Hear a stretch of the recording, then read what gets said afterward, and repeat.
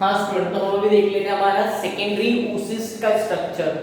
Proper way से देखो, बहुत इंपॉर्टेंट है क्योंकि यही जो स्ट्रक्चर है सेकेंडरी oocyst का, यही स्ट्रक्चर जब अगर फीमेल के बॉडी में मेंस्ट्रुअल साइकिल होती है और फर्टिलाइजेशन नहीं हुआ है, तो यही सेकेंडरी oocyst फीमेल में ब्लीडिंग के थ्रू बाहर निकलता है। तो ये फीमेल को प्रॉपर वे से पता होना चाहिए कि सेकेंडरी oocyst क्या है और कैसे फीमेल के बॉडी में रिलीज होता है मेंस्ट्रुअल साइकिल।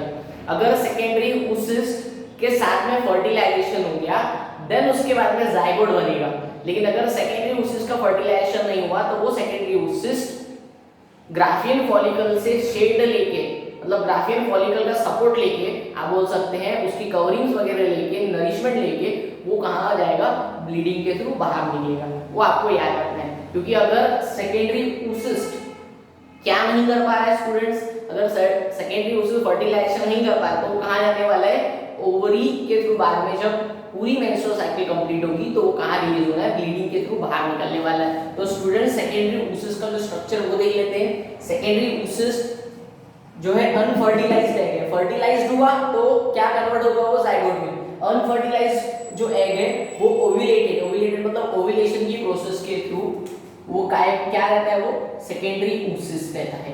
क्योंकि सेकेंडरी oocyst का कन्वर्जन अगर हुआ ही नहीं तो मतलब वो कैसा है, वो अनफर्टिलाइज्ड। देन उसी के बाद में सेकेंडरी oocyst की आप दो खासियत याद रखेंगे, वो नॉन सिलोइडिक रहता है, मींस इसके पास में कोई भी शेल प्रेजेंट नहीं है। आप नोट डाउन करके रखो, इसके पास में शेल प्रेजेंट नहीं है, कोई कवरिंग अच्छे से मतलब पूरी शेल्ड वाली अच्छे से कवर्ड वाली नहीं है, शेल नहीं है इसके पास में खुद का। उसके बाद में सेकंड पॉइंट आप याद रखेंगे, it is a microlecithal. Micro मतलब बहुत कम अमाउंट में और लेसिथल मींस इसके पास में बहुत ही कम अमाउंट में यॉल्क प्रेजेंट रहता है। यॉल्क मतलब yellow colour part which is responsible for pregnancy. तो इसके अंदर बहुत कम अमाउंट में क्या प्रेजेंट रहता है, यॉल्क रहता है, ये आप याद रखिए। सेकंड इसी के बाद में माइक्रोलेसिथल आपका एक और पॉइंट याद रख सकते हैं आप, सबसे इसका जो साइज है वो रहता है 0.1 mm मतलब मिलीमीटर। देन इसी के बाद में ये क्या रहता है, राउंड रहता है, नॉन मोटाइल रहता है, देन हैप्लॉइड गैमेट रहेगा क्योंकि सेकेंडरी oocyst क्या कर चुका है, मियोसिस की प्रोसेस कर चुका है, तो जिसके कारण ये हैप्लॉइड रहता है। देन इसी के बाद में आप याद रखेंगे अगर सेकेंडरी oocyst का स्ट्रक्चर है तो इसके पास में लार्ज न्यूक्लियस प्रेजेंट रहता है जिसको बुलाया जाता है germinal vesicle. Secondary oocyst contain large nucleus known as germinal vesicle और उसी का रिमेनिंग जो साइटोप्लाज्म रहता है उसको बुलाया जाता है ooप्लाज्म, उसी को बुलाया जाता है ooप्लाज्म। तो यहाँ तक स्टूडेंट पूरा का पूरा बेसिक पॉइंट है आपका जो सेकेंडरी oocyst में प्रेजेंट रहता है। इसी के बाद में हम डिस्कस करते हैं कि उसकी मेम्ब्रेन्स कौन सी रहती है, उसके कौन से दो पोल्स रहते हैं। तो एक रहता है वेजाइडल पोल, दूसरा उसी के बाद में दूसरा जो एक है वेजिटेटिव पोल, दूसरा रहता है एनिमल पोल, वो भी डिस्कस करते हैं। हम अभी देखते हैं सेकेंडरी oocyst के मेम्ब्रेन्स के बारे में। हाँ स्टूडेंट, तो नेक्स्ट है हमारे पास में हम बात करते हैं, हमें ये तो पता है कि जो हमारा सेकेंडरी oocyst है उसके पास में शेल नहीं है लेकिन वो कवर रहता है, तो उसकी कवरिंग्स के बारे में डिस्कस करते हैं। तो स्टूडेंट्स जो हमारे पास में ये बेसिक स्ट्रक्चर मैंने आपको बनाया हुआ है, सबसे सेंटर में सेकेंडरी oocyst का जो सेंटर है वहां पे न्यूक्लियस प्रेजेंट रहता है जिसको हमने जर्माइनल वेसिकल बोला। रिमेनिंग पार्ट को cytoplasm which is also known as ooप्लाज्म, यहां तक हमने डिस्कस किया। देन इसी के बाद में आप याद रखेंगे कि न्यूक्लियस को जो कवर करके मेम्ब्रेन रहती है जिसको बोलेंगे हम egg membrane which is known as vitelline membrane.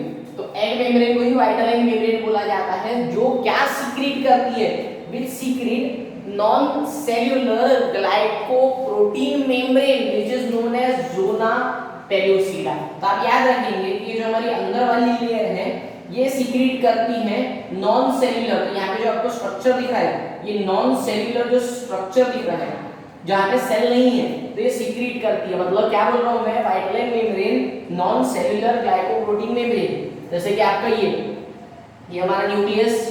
Then इसी के बाद में यानी जो लेयर है इसको मैंने क्या बोला, वाइटलाइन मेम्ब्रेन। ये एक non cellular membrane structure secret करता है जिसको बोलता हूँ मैं ज़ोना पेल्यूसिडा। यहाँ तक क्या आपको सभी को पता है ज़ोना पेल्यूसिडा। देन इसी के बाद में याद रखेंगे आप कि जो हमारा सेकेंडरी oocyst रहता है स्टूडेंट्स, सेकेंडरी oocyst के पास में उसके पास में एक फर्स्ट पोलर बॉडी प्रेजेंट रहती है। तो ये जो पोलर बॉडी है ये कवर रहती है सेकंड वाले इस पे, जिसको बोला जाता है पर वाइटलाइन मेम्ब्रेन। क्या बोला जाता है स्टूडेंट्स, आप उसको याद रखेंगे कि ये जो स्पेस है, ये वाली स्पेस में क्या प्रेजेंट है हमारा, फर्स्ट पोलर बॉडी। तो फर्स्ट पोलर बॉडी कहाँ पे प्रेजेंट रहती है, तो स्ट्रक्चर पे प्रेजेंट रहती है। मेम्ब्रेन को बोलेंगे आप वाइटलाइन मेम्ब्रेन, पर वाइटलाइन मेम्ब्रेन मींस मैं क्या बोल रहा हूँ, ज़ोना पेल्यूसिडा और ये नॉन सेल्युलर स्पेस के बीच में जो मेम्ब्रेन प्रेजेंट है, मतलब वाइटलाइन मेम्ब्रेन और ज़ोना पेल्यूसिडा के बीच में क्या प्रेजेंट है, पर वाइटलाइन मेम्ब्रेन। तो ये आप आपके एंट्रेंस पॉइंट ऑफ व्यू याद रखो कि सबसे पहले आपको याद रखना है अंदर में न्यूक्लियस, न्यूक्लियस को जो कवर है उसको बोला जाता है, क्या बोला जाता है, न्यूक्लियस का कवर एक membrane which is known as vitelline membrane. Vitelline membrane के बाहर एक लेयर है जिसको बोलते हैं पर वाइटलाइन मेम्ब्रेन, जिसके अंदर में क्या प्रेजेंट है, फर्स्ट पोलर बॉडी। पर वाइटलाइन मेम्ब्रेन के बाहर एक लेयर प्रेजेंट है, मतलब सेल्युलर लेयर नहीं है लेकिन ग्लूकोज और प्रोटीन के मॉलिक्यूल से भरी हुई मेम्ब्रेन है, जिसको बोला जाता है ज़ोना पेल्यूसिडा। तो ज़ोना पेल्यूसिडा के बीच में और वाइटलाइन मेम्ब्रेन के बीच में क्या प्रेजेंट है, पर वाइटलाइन मेम्ब्रेन। इसी के बाद में आप याद रखेंगे zona pellucida is covered by radially elongated cell. तो zona pellucida radially elongated cell से प्रेजेंट है, जिसको बुलाते हैं कोरोना रेडिएटा सेल।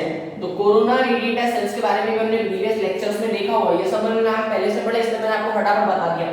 तो कोरोना रेडिएटा सेल कवर करके रखती है। देन इसी के बाद में कोरोना रेडिएटा सेल के साथ में दो चीजें आती है, इधर साइड से कौन सी मेम्ब्रेन है, ज़ोना पेल्यूसिडा, और कोरोना रेडिएटा सेल के साथ में दूसरा एक एसिड अटैच होता है जिसको बोलेंगे आप हाइएलुरोनिक एसिड। हाइएलुरोनिक एसिड मींस कौन सा वाला, जो हाइएलुरोनाइड एसिड स्पर्म के हेड के टिप पे प्रेजेंट रहता है। तो आप ये याद रख सकते हैं कि यहाँ पे स्पर्म की एंट्री को अगर स्टार्ट कराना है, अगर स्पर्म एंटर हुआ तो क्या होगा, corona radiata cell hyaluronic acid secrete करेगा। तो ये आप याद रखेंगे। देन स्टूडेंट इसके बाद में लास्ट पॉइंट याद रखिए आप, जिस साइड में न्यूक्लियस और फर्स्ट पोलर बॉडी है, जिस साइड में न्यूक्लियस और फर्स्ट पोलर बॉडी है उसको बोला जाता है एनिमल पोल। क्या बोला जाता है, एनिमल पोल।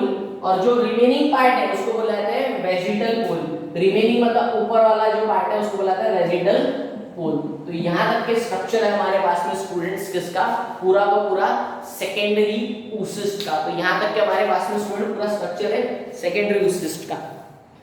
हाँ स्टूडेंट, तो यहाँ तक के हमने देख लिया secondary oocyst as well as हमारा जो oogenesis का प्रोसेस था। तो नेक्स्ट लेक्चर में हम देखेंगे फर्टिलाइजेशन। 2.5 हमारा टॉपिक है फर्टिलाइजेशन, तो लेक्चर में हम कंप्लीट करेंगे। तो स्टूडेंट्स आप अच्छे से इसके नोट्स बनाओ, प्रॉपर वे से प्रिपेयर करो। कोई भी अगर डिफिकल्टी है तो इंस्टाग्राम पे मेरा पेज है वीरेंद्र सर 99 बायोलॉजी, उस पर आप मेरे को आपके डाउट्स क्लियर कर सकते हैं। मिलते हैं नेक्स्ट लेक्चर में।